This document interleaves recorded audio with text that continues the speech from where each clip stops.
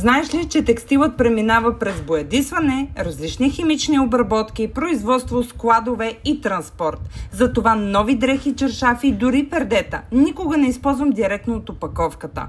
Тези пердета са чисто нови и първото, което направих, беше да ги сложа в пералнята. Използвам съвсем малко жива, защото формулата е концентрирана и дори кратка програма ми е достатъчна за това първо изпиране. Живият перилен препарат от жива не разчита просто на аромат, за да създаде усещане за чисто. Синбиотичната му формула комбинира пребиотици с живи пробиотици и биосърфактанти от ферментация на царевични захари. Почиства тъканите в дълбочина и е създаден да се грижи за влакната и цветовете до 5 дни след изпиране. Като майка на 3 деца, за мен въпросът не е само чисто ли изглежда, а какво докосва кожата ни всеки ден. Ново не означава чисто, затова първо пера и пера с жива. Ако искаш пране, което е без осветители, без фосфати, без фосфонати, без тежка агресивна химия, с жива биотехнология, очаквам те на Жива БГ.